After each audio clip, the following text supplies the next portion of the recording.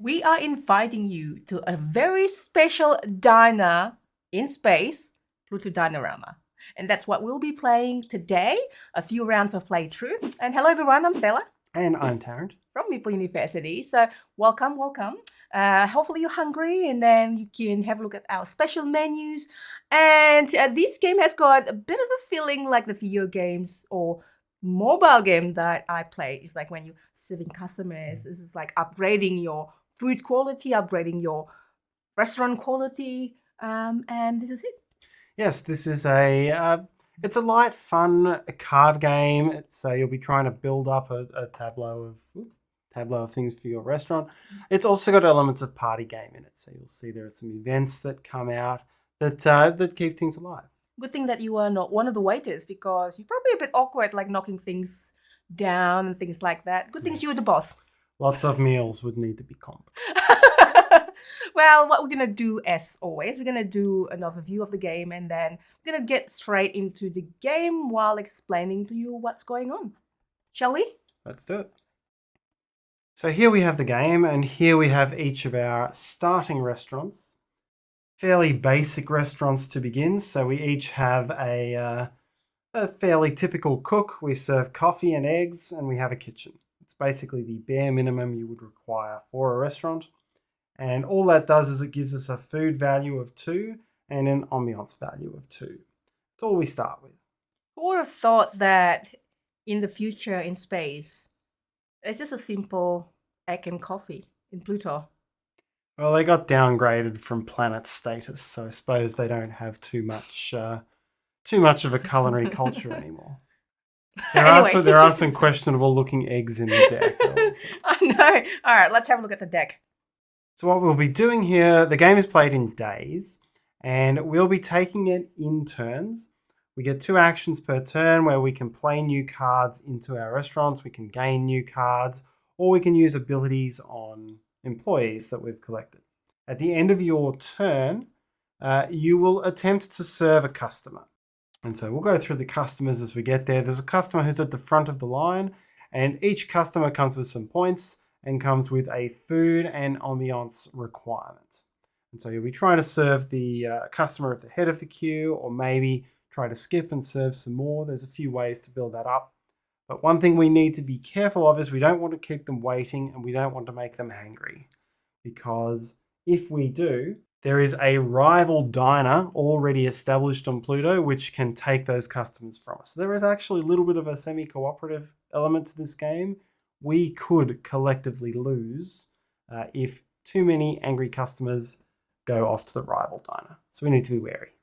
Right, that's gonna be an interesting battle because I want my restaurant to be successful, but your restaurant's gonna be also helping me, and I don't want the rival diner to win as well. Then at the end of each full day, once all the customers have been taken, we'll resolve an event, which will be another way of gaining points. The game ends once someone has 10 customers, and we'll count up all of our points, and whoever has the most will be the winner. So I think we'll show the rest as we go along. Let's get into it. So I've got the first turn, and the customer who's at the head of the queue at the moment is this guy here, Ricky Pick-em-ups. Ricky's worth 1 point, needs 3 food and 2 ambience, and also gains +1 point for each beer on my menu. So I can get some extra points if I've got some beers. So maybe I can hunt through the deck for that. And the race is Plutonian. Yes. But ultimately I need 1 extra food to be able to seat this customer. So start with a hand of 5 cards. First thing I'll do, I don't have any beers unfortunately.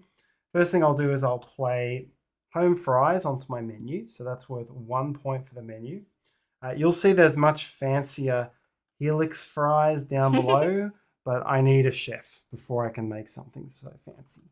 So at the moment I've just got some boiled salted potatoes in an ugly shape. And then for my second action, I'm going to play an employee, which is a bartender. So I can now serve beer and cocktails. I don't have them yet, so it's not worth any points for Ricky yet, but I can now, when I find those cards, I can serve them. All right, and that's my 2 actions. Now I will seat Ricky, so I meet the 3-2 requirement. So I can take the card, add him to my collection here to score the points. All right, then the businesswoman Jackie Jackson goes to the head of the queue for your turn. And I finish my turn by drawing one card. So I could have drawn a card as an action during my turn as well.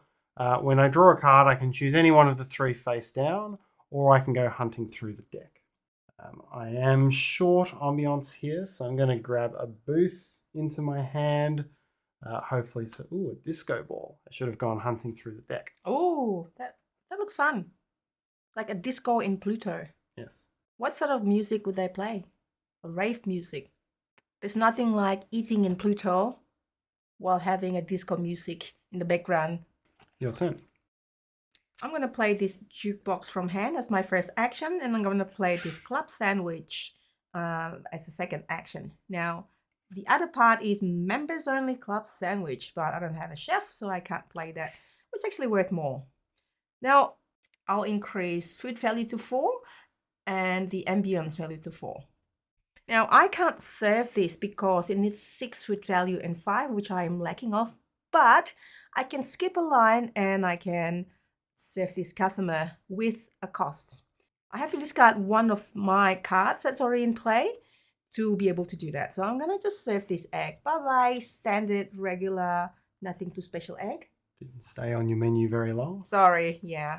The egg just seems a little bit too generic. I should be able to compete with more fancier food. And I will adjust this back to 3. Hence I can serve Wayne the Tooth Jabber. It's funny because last night we watched Deadpool versus Wolverine with Tooth Saber. This is like Tooth Jabber. And he doesn't look like Tooth Saber at all. It's a ghost. And when seated, choose a living being in your diner to be worth +1. There's another one. Unfortunately, this is my first customer. If all 4 quartet members in your diner, again +15. So this is part of a set collection thing that is maybe it's going to come up, maybe it's not, but either way. Yeah, there are 4 members of the barbershop quartet in the customer deck, and it's a huge bonus if you get them all. 15 ambience. I know. It's pretty much more than you can get, but who wouldn't want a diner with a barbershop quartet? Exactly, and it's a ghoster. So two of ghosts are not living or not, I'll take them. 2 food, I got 3, 4, which I have exactly, and that's it. Like, these customers are so like, I mean, customers always right? That's the idea. But and he says, I hate to work, but baby, this is play. Work is my day job as a moel. These customers are very cute. Yes. The less said about his day job, the better. So what just happened there, that was called seating a reservation. So this ghost had made a reservation ahead of time, so you were able to seat the ghost for a cost. But head of the queue does not like seeing people jump ahead, and so becomes hangry. So we put this hangry token on. If we come back around the queue for a second go and no one seats it, then she's going to go to the rival. Ooh, that's what we need to avoid. Save that. I need to draw a card to finish my turn. And the head of the queue now goes to Mr. Jeff Prost. The celebrity. He is a reality TV show host clone. As you can see there, he's based on Jeff Probst from Survivor. That's why it's number 47. Clone number 47. Mm-hmm. He's a subtype of celebrity. Those tend to be very high cost, and that will have, there's a lot of little subtypes that will combo with other things. I would like you to be Clone Tarrant, and then I can make more instructional videos. But then there's probably too much to handle. Never mind. I think one of me is enough. Yeah, okay. Like, clone another me, and then we can be a very productive Meeple University. So, my turn. There is absolutely no way I'm going to be able to get to 15 food and 10 ambience on this turn. It's just not going to happen. So instead, I'll start to build up my diner. I'm going to draw first. I'll use one of my actions to draw. So this is a hitman. It's going to come into my hand. This is an employee that I can use to I can discard 3 cards to dispose of a customer from the rival diner. So this can be an What? effective way of keeping the game going if the rival diner is getting ahead. That's so mean, Tarrant. That's the rival diner, it's not you. That's true. Then we've got a combo card which has come out here. So this is a high top bar style table worth ambiance based on how many of these you have. So you'd be trying to set collect those. But instead at this point, I'm going to add a booth, simple booth to increase my ambiance. And that's my 2 actions. No way I can serve Jeff. So Jeff becomes hangry, going to start snuffing torches left and right. And the head of the queue goes down to Earnestly Ernest, the politician. This is where we start to get some really interesting powers on these characters. This is an AI character, worth 5 points, moderate cost, that's fine. If all 3 AIs ever go into the same diner, they basically take over the universe and we lose immediately. So we need to make sure that if they all come out, that they don't end up in the same place. I then finish by drawing a card. I won't be able to serve any of these because 9 ambience, 10 ambience, and even that one, I don't want to discard anything here, even if I can't even meet the food requirement. So I'm just going to play cards. I'm going to play first one, disco ball. Remember that disco? Now I have it. Now I have the best diner ever. Certainly more ambient than mine. You're up to 6 ambience. Exactly. And then I'm going to play bartender into my area. Same with you. You have bartender. I have that too. That's all my 2 actions. Nothing happened here. I'm going to draw a card from the middle. And of course, I will add this. So I have now 6 ambience. And for the queue, our AI becomes hangry, and Jackie is back on the front of the queue. So now we're in that danger point where they're going to go to the rival if we can't serve. You can do it, Tarrant. You can serve. I really can't. I would need 6 and 5 to serve that customer. I have 3 and 3. I don't have what I need. Yeah. To get there. So I'll just keep building things up. I'll start with the ambience that comes with having a brick wall. Now you can see this one is also upgradable. You need a interior designer to upgrade that. It's the equivalent of the chef.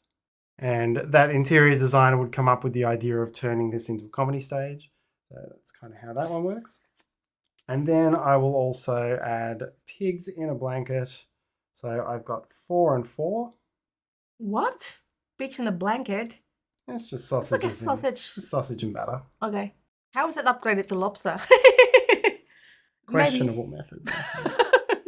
And now that I look at the cards I have left in my hand, it's 3 employees. I kind of need some more food, I think. I want to build up here. So I'm going to use this option, which you do have. I can discard 3 cards from hand to take 1 extra action, which I'll simply use. I might take the high top, actually. I'm going to hope I can find a number of high tops. So that's going to go in hand. I'm still unable to serve any customers, so hangry Jackie Jackson heads off to the rival. The rival now has 4 points. We both have 1, so we're losing and we're about to lose more. And I finish by drawing a card. Side salad. Yeah, I just need some food. I'm going to get another egg. We're going to become an egg place. And Jeff is now back at the head of the queue. Having such a low quality food serve and not so bad ambience by now. I need to keep upgrading. So I'm going to just try to draw cards. Hopefully I got a good one. No. Actually, not too bad. I'm going to upgrade this so I have 7. But I'm out of action. So I'm going to leave it as it is and then draw a card from the deck. And then Jeff is going to go to the rival diner. And Jeff has a special ability, which is when Jeff is seated, which is what's just happened, draw and complete an event immediately. So now we get to have a look at our first event. And the event's the real party game element. So we draw one of these cards and resolve the text. And there's various different types. So this event is a physical challenge. It's a real life challenge. It's called the Ultra Bowl. So this is that game where you flick tokens at the other player's uprights, like they'll make finger uprights, and you'll try to flick the token through it. And whoever does that will get an event token, which is worth 2 points, and we'll get to make one of their customers into the quarterback for 3 points. So a lot of points on offer here. You're going to do it first, Tarrant. Sure. Okay. Good luck. You need to create the goals. Okay. What's the goals like this? Upright. Oh, upright. Okay.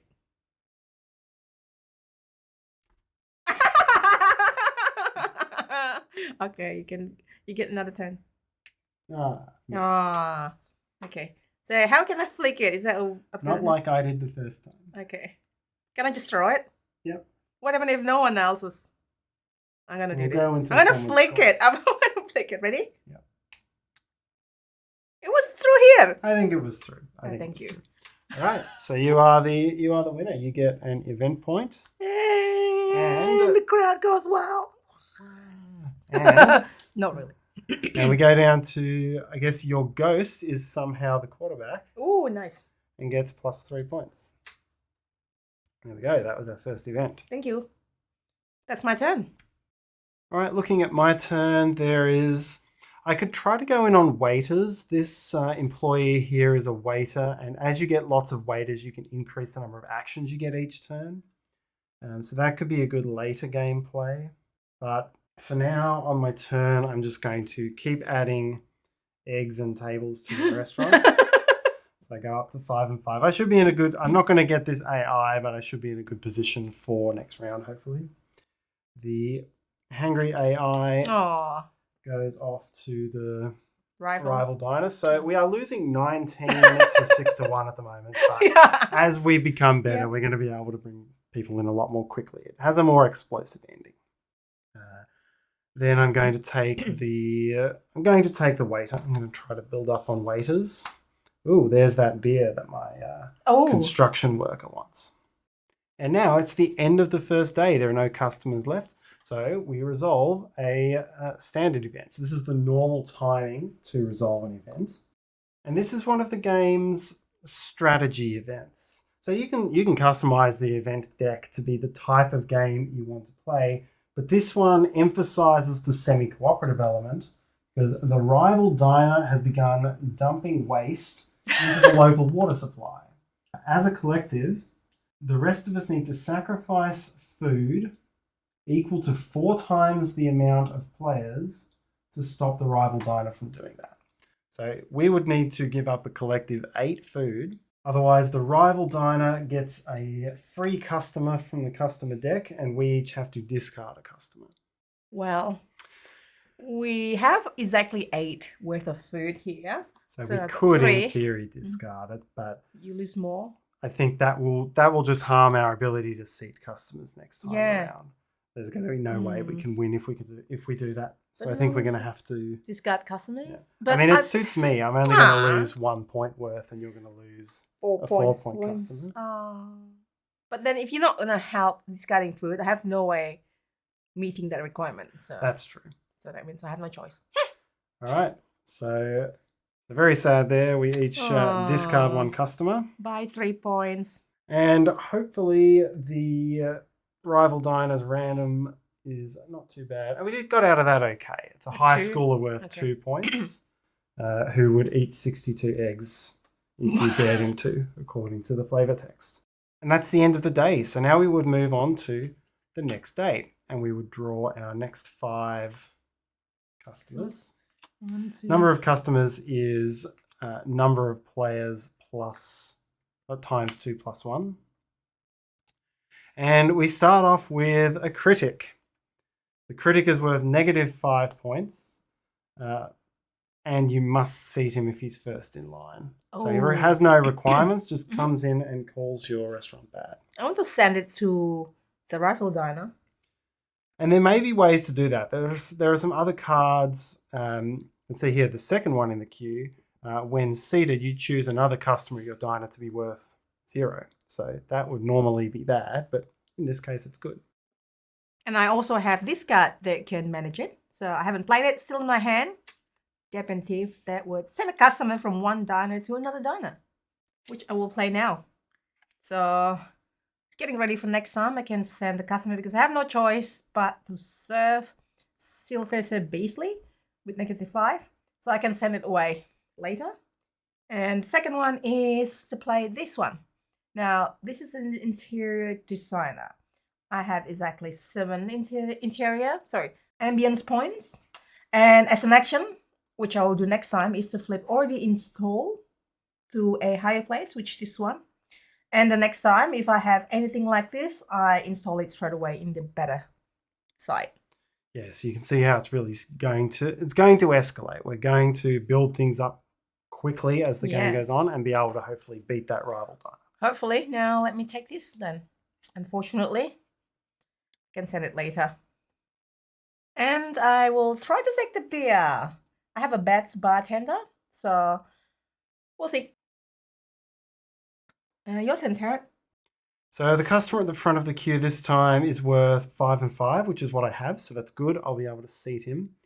Interesting power on this one. He's worth 10 points, but reduces, when seated, reduces a different customer at your diner to be worth 0 points. This is a wandering prophet who is valuable in himself but reduces the value of others. Fortunately, I don't have anyone else in my diner, so this is a perfect time to get him. So I will play Bartholomew the waiter. I'm going to need 4 waiters to get those extra points, but this guy also lets me move customers around the line, which could be helpful.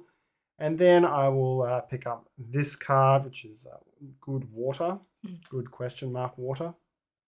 Now with 5 and 5, I will sit Bo Pips. Bo Pips for 10 points. Wow. I don't have another customer to make worth 0. I see a nice corner booth up here, which is worth 2 ambience to add to hand, and it's your turn. All right, I'm gonna add 1 food, another egg, scrambled egg this time to make my food to 4. Now I'm gonna use this one that I played.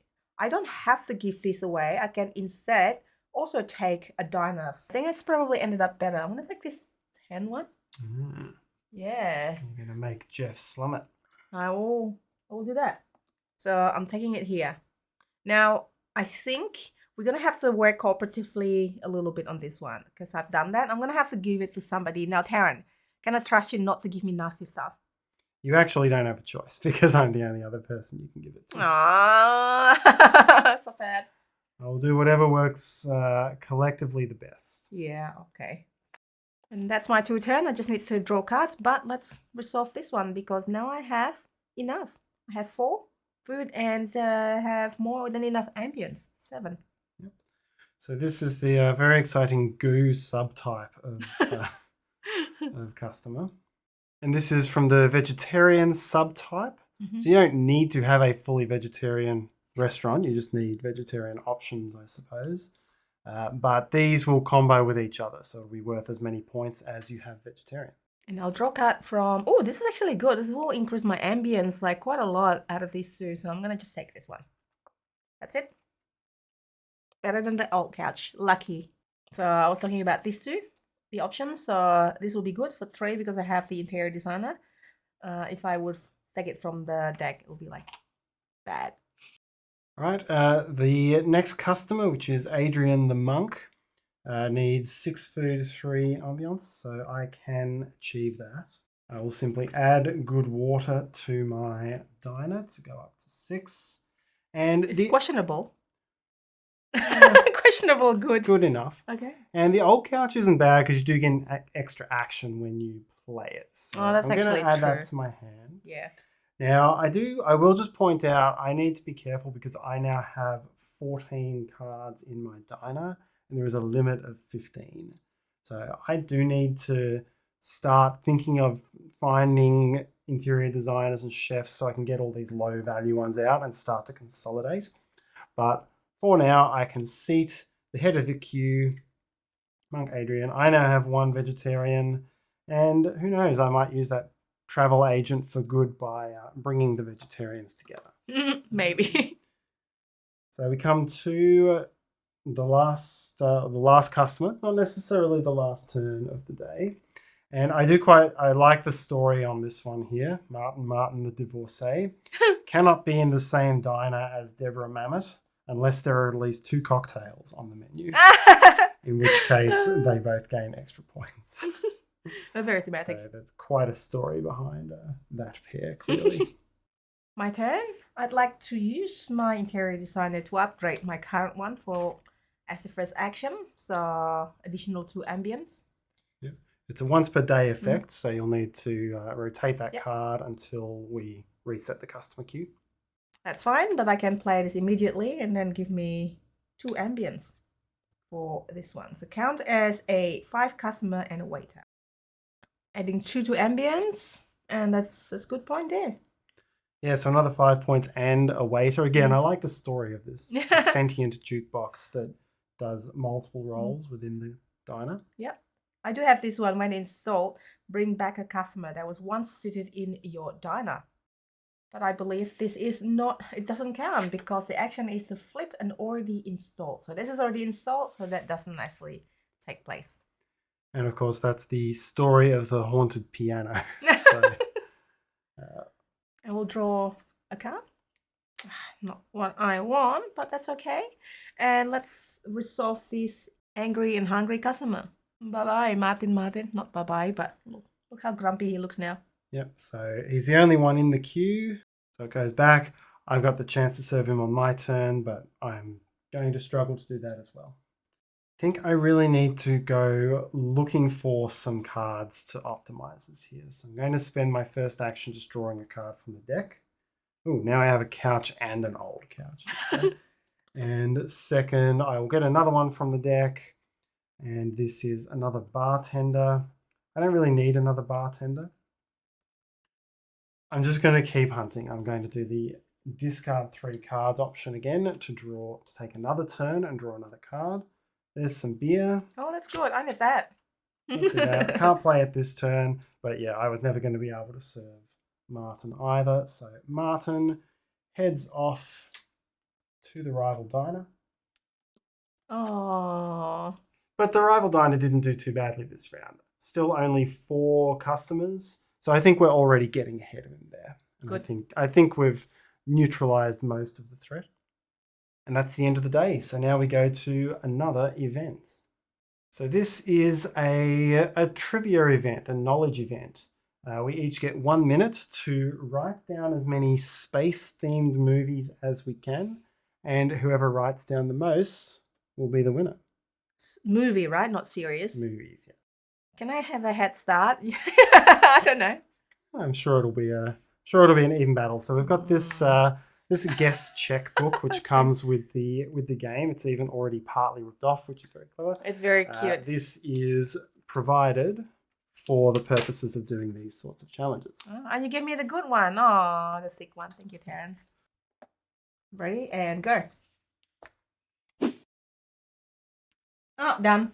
It's actually it's more than 1 minute already because you didn't actually look. You should probably scratch out the last one. I was thinking. All right. I've got Star Wars Episode 1, Star Wars Episode 2. Oh, I have that too. 3, Star Wars Episode 4, Star Wars Episode, and so. That's cheating. So I think it actually is cheating. If I look here, it only counts if I write the full title. Yes. I should have just focused on the aliens. Aliens 1, 2, 3. That's well, they were called Alien 1, or Alien, Aliens, and Alien 3. Oh, it was like that? I should have spent my time thinking of movies with short titles. Yeah, okay. Well, I've got Aliens, which is correct. Mm-hmm. Marvel Doctor Strange. Is that correct? I think the first one was called Doctor Strange. Yeah. And then Doctor Strange 2. Probably that's cheating. All right. Space Odyssey. It's called 2001: A Space Odyssey. The Martians. It's 3. Mm-hmm. Why can't I think of it? I love watching space theme movies. Star Trek the movie. This first one, Star Trek the movie. Yeah. And the rest I can't think of it. Star Wars 1, 2, 3 doesn't valid. It's not valid. Aliens 2 is valid.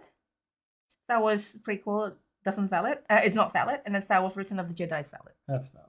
Okay, 6. So I just got a lot of Star Wars that don't count. I've got Alien, Aliens, Alien 3, Alien Resurrection, and The Martian. It's actually over 1 minute also. 5. So all right, well let's call it a draw. No, I won. You got 5. I have 6. All right. So you gain the event point. Again, that's worth 2. And it's like, come on. It's like in the heat of the moment. You just like can't think, what is a space movie? It's like so many space movies I watch. I just can't think of the title right now, you know? Like, what's this? Even like all the Marvels, like mostly spaces. oh, some of them are space. Guardians ones are in space. Guardians of I Galaxy think. 1, Volume 1, 2, Vengeance 3. Oh my Galaxies. gosh. Yeah. Anyway, it's too late now. I still win. And there we go. So Star that's Wars 1, 2, 3, 4, 5, 6. it was a smart idea when I started. Yeah, doing I that, know. and then Same. It's quite sad. and there we go. So that's the first 2 days of play, and we're going to end this 1-round playthrough here. Yep. The game actually plays 2 to 5 players. Yes, and it plays until someone has 10 customers seated. And later on in the game, we didn't quite get to that point, but you'll be able to spend extra food and ambience out of your restaurant to seat multiple customers on the same turn. So yeah, the rival diner really does look strong at the start, but you'll get a lot more powerful and explosive towards the end. Yeah. And you also have that waiter that can move customers around. That will prolong the game. So it will allow me to optimize. Yeah. It'll give me that flexibility. Yes. Now I'll show you a few other things. So as we said, there were 3 types of events, and you can really optimize it to how you want to play. So we alluded there were these tactical ones where the players have to semi-cooperatively give things up to avoid the rival diner winning, or give some other ways of getting points. There were these various physical challenges, so everyone begins to hum until someone stops humming. There's back and forth, name the celebrity types of games, things like that. And the ones we didn't show you because they don't work at 2 players are voting ones. So everyone comes up with a slogan for their presidential campaign for Pluto, and then everyone votes on who had the best one. Everyone draws a diner sign, and whoever has the best one gets points or ambience or things like that. So you can tailor that to the type of game you wish to play. Yes, indeed. So it's a family, kind of like a party game if you want to be like that, or more strategic. I also want to show you some more of the customers because there are some really fun things in the customer deck. So here we've got someone who talks your employee's ear off, so you have to discard one of your employees when you serve them. It's a sentient mouth. Here we have a carnivorous plant, so some of them need to only have meat. So unlike the vegetarians who just buy a vegetarian option, this carnivore. So here's the school teacher. All the high schoolers are worth -1 point if the teacher is there, or the principal. This is Glue Butt, who sticks to a piece of ambience at your diner. Oh my god, this is a celebrity though. This looks like you, Tarrant. Not at all. Here we have a sentient fungus, which you can sacrifice to add to your menu. And here we just have a guy who shoots cannons at the other players' ambience. Shoots sandwiches at the other players. So lots of different options there. Twitchly. It's just like, oh, this looks familiar. This looks like Captain Sisko from Star Trek Deep Space Nine. Yep. So there are plenty of Easter eggs and real life inspired characters in here as well. Puns for names. Yeah. Like I swear the glue bat looks like you, Tarrant. Oh, there's another ghost. There's another one of the ghosts. Oodle. All right. That's basically it. Hopefully you enjoyed that. Please check out the link to the crowdfunding page. I put it in the video description below if you like what you see. And have a great day. And please hit like and let me know if you have any questions. And see you next time. Bye.